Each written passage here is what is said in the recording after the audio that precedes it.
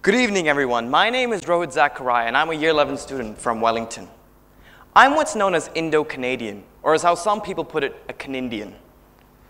Chalo, let's make a move, Canada is calling us. That was the case for so many Indians leaving the nation to the developed Western world. From the 1980s to 2000, 77,000 Indian immigrants went to British Columbia alone. 81% of these immigrants were family class.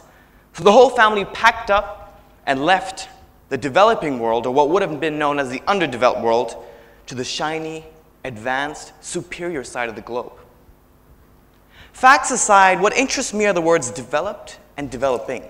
How do economists wave their magic wand and label states, nations, and continents with that one word and almost put them into classes? But I thought we were all developing.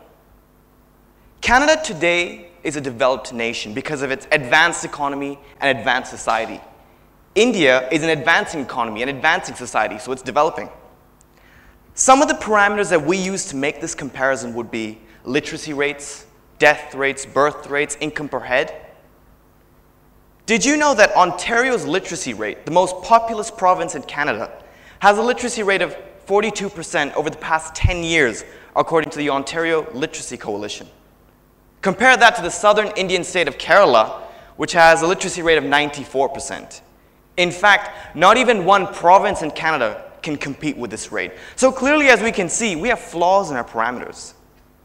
Some nations have become developed over a period of time, perhaps due to their age. Canada got their independence in 1867 and India 80 years later. This brings in mind a famous drama practitioner by the name Konstantin Stanislavski. He believed the art of every realistic drama was by giving the actor a set of given circumstances to build a personality. I believe this theory transcends to life as it is because we each have our own unique, incomparable given circumstances. In the bigger picture, countries have them too. The coal, the oil, the gas, the natural resources, the minerals, the educated people. On top of that, the history they've inherited, ranging from conflicts to disputes to plagues, even to the triumphant day of independence. So with such an array of distinct nations, each of different age groups, if I may, is it fair to make that comparison? Use that yardstick and label developed, developing, and underdeveloped? Here's what I mean. You get two Dodge Chargers, 2011 models, driving them to work, placing one on Sheikh Zayed Road in Dubai and one on Yonge Street in Toronto. Drive them for 10 kilometers and time them. Through this test, can we really tell which car was driven faster? Not really. As GCSE science teaches us, this is an invalid test. Why? Because we haven't thought about the time of travel, the weather, the state of the tires, the condition of the driver. Has there been an accident on one of the roads, or if not both? There are just so many intricacies that one cannot reach that conclusion. Which of the cars was driven faster? Ladies and gentlemen, this is how inconclusive and pointless the words developed and developing are in a global context. Far too many intricacies, far too many given circumstances, but that yardstick. Now for the word developing. Our world today is best depicted by a famous George Bernard Shaw saying, "The reasonable man adapts himself to the world. The unreasonable man adapts the world to himself." Therefore, all progress depends on this unreasonable man. And today, the unreasonable man's environment has to change more than ever. Climate change, global warming, a growing population, more needs and wants to meet, the energy crisis, the list goes on.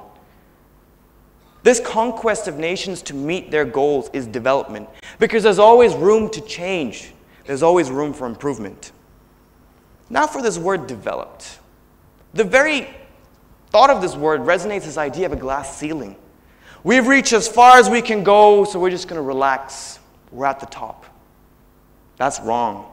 The very label contradicts everything humanity depends on: human ingenuity and initiative. In the 1970s, we had the Hoover vacuum cleaner. Yeah, it sucked the dust in. It kept the house relatively clean. It wasn't great. Then along came James Dyson. After 5,100 prototypes or so, did we ever have the first bagless vacuum cleaner. But why is this vacuum cleaner so significant? because it was a challenge to what was already available, a progression from the past, a development. Ladies and gentlemen, this is what our society is based on, constantly changing and mending what isn't broken. So what I'm trying to say is there's no such thing as a developed nation. So commiserations to our Keynesians and monetarists and independent economists. We are all developing. As individuals, we aim to improve our skill set, our knowledge, our capacity at school, at the workplace, even at the squash court. And as nations, we strive to change the way we produce energy, manage our waste, tweak our education system. We don't live in a utopia, but that goes without saying that we'd all love to live in one. To do that, we need to be developing. We are developing. Thank you.